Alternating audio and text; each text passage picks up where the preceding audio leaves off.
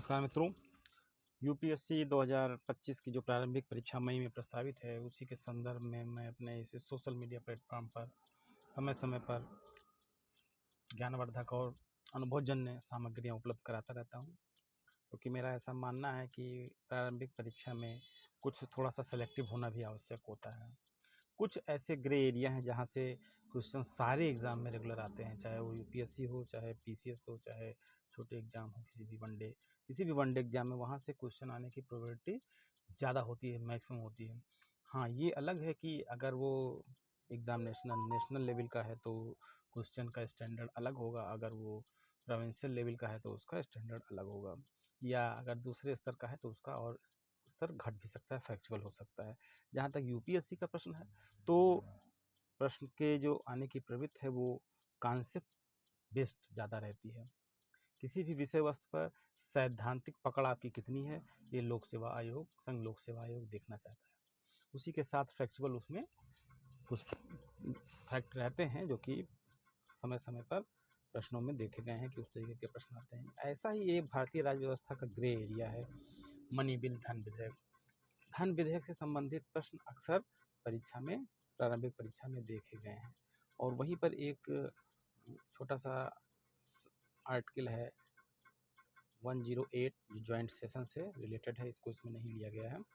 मैं धन विधेयक के संदर्भ में यहाँ पर और एसेंट टू बिल विधेयक पर अनुमति जो आर्टिकल 111 में है, तो जब कोई भी बिल हाउस ऑफ पार्लियामेंट के माध्यम से पास हो जाता है तो वो राष्ट्रपति के सामने प्रस्तुत होता है और राष्ट्रपति उस पर अपनी अनुमति देते हैं या उसमें अनुमति देने से रोक सकते हैं। ये हम लोग जब प्रेसिडेंट देखेंगे, प्रेसिडेंट और गवर्नर का कंपेरिजन करके हम अध्ययन करेंगे, जब अभी कुछ समय बाद वहाँ से भी प्रश्न कभी कभी आते रहते हैं तो मैं उसको भी डालूंगा, तब वहाँ पर हम लोग डिटेल में देखेंगे। यहाँ पे जो आर्टिकल है, मेरा ऑब्जेक्टिव आज इसमें डिस्कस करने का है, वो है 110 डेफिनेशन ऑफ मनी बिल। तो मनी बिल का पर सीधे प्रश्न आ सकता है कि मनी बिल किस अनुच्छेद में है, तो आप बता दें सीधे 110 में है, 110 में है। अच्छा, imposition of any tax, abolition of any tax, remission of any tax, alteration of regulation of any tax, ये चारों हो सकते हैं money bill. The regulation of the burrowing of money, ये भी हो सकता है। The custody of consolidated fund, custody of contingency fund, payment of money, it is also a money bill. These subclass directly comes in the examination, especially in the primary bill. A bill shall not be deemed to be a money bill by reason only that it provides for the imposition of fine or other pecuniary penalties. तो ये 110 के 2 है, sub section 2 में यहाँ पर mention है, इसको देख लेना होगा।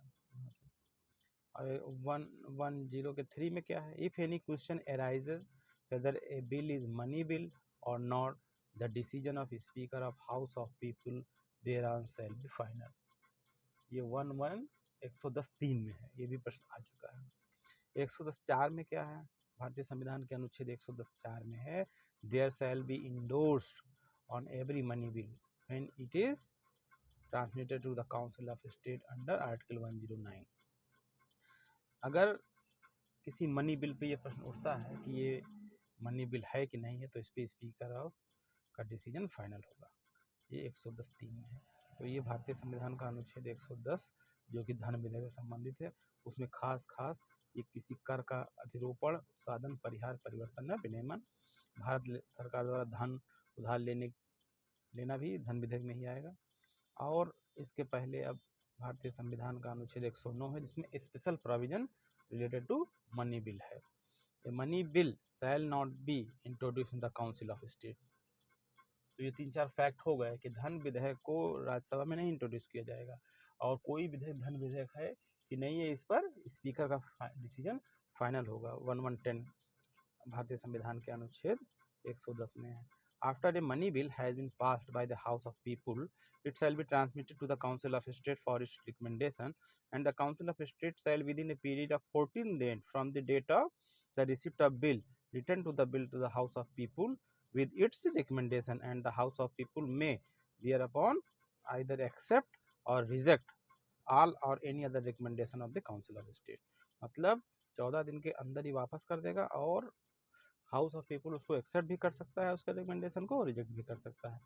The House of People accept any of the recommendation of the Council of State, the money bill shall be deemed to have been passed by both house with the amendment recommended by the Council of State and except the House of People.